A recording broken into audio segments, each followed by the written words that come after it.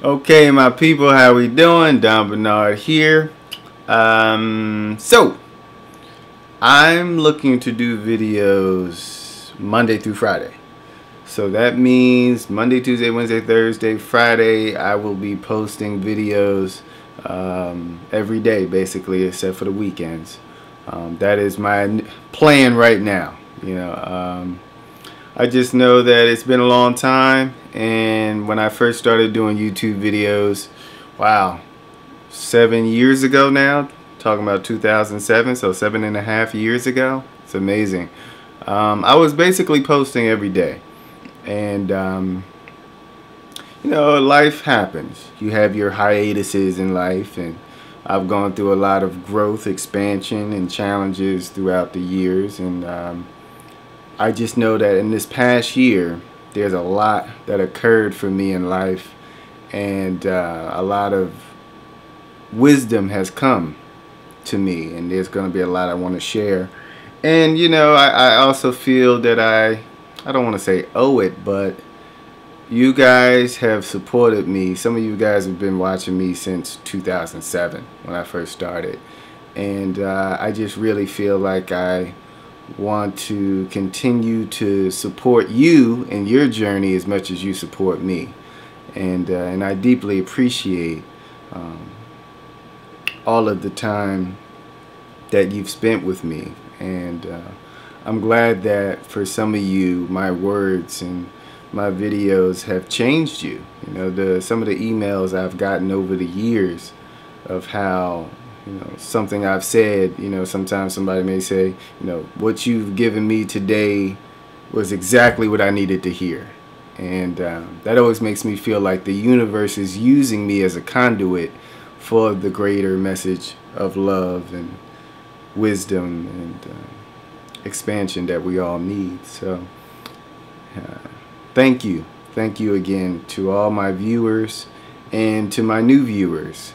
And let's keep the ball rolling. So like I said, Monday, Tuesday, Wednesday, Thursday, Friday. I will be posting, at least for now, I will be posting videos every day. So come on back to my channel. There will be videos for you. So to start this thing off, something I've been thinking about is the rehumanization of the mentor. I think about preachers and how, many times we look at preachers as if someone who is supposed to abstain from humanly things in order to stay connected to that source of energy that we call God, Goddess, whatever you'd like to call it as. I'm not going to say that there isn't great advantages to staying away from, let's say, sex and certain human things we like to do, whether it's drinking or smoking, partying, whatever. Those things can hinder one's ability to harness the energy properly and to be a messenger. But at the same time, that's not for everyone. What comes to mind right now is Jack, a Tibetan Wu-Tang master who I've worked with over the years, and he talked to me a lot about the differences between the Shaolin and the Wu-Tang. He's a Wu-Tang member, so he's actually in the Wu-Tang clan. And he was saying how in the Shaolin, it's a lot more strict. Anybody can join, but it's a lot more strict, and you gotta shave your head, and you gotta abstain from certain things. Whereas in the Wu-Tang, you can still have your hair, and you can still date and have wives. You can drink if you want, you can smoke if you want. And so I found myself more connected in that line of thinking, because I feel while it's okay, as I just said, to abstain from a lot of different humanly things we like to do, many of us naturally have a desire to do things in the world. Doesn't mean that we strip ourselves from our spirituality. Really, actually, it's the reverse. We bring that spirit into the things that we do. So in other words, I could still have a spiritual moment while I'm drinking a beer. Or I could go out and party and have a great dance with someone that takes me into an ecstasy, that drives that higher energy that we're all seeking to come into my body and possess me with great joy. So I feel that we need to come to the understanding of rehumanizing the people we look up to.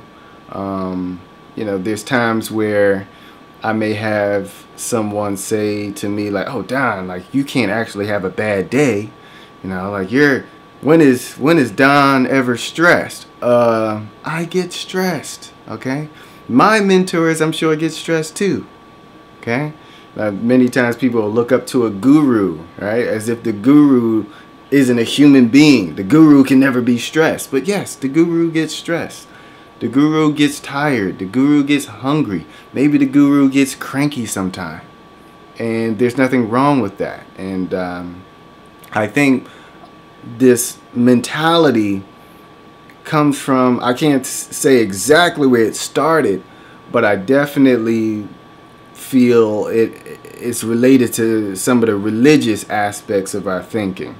When I think about growing up, and not that I really grew up Christian per se, and I have respect for Christianity and all religions, as long as you find that inner source, so be it. Knock yourself out.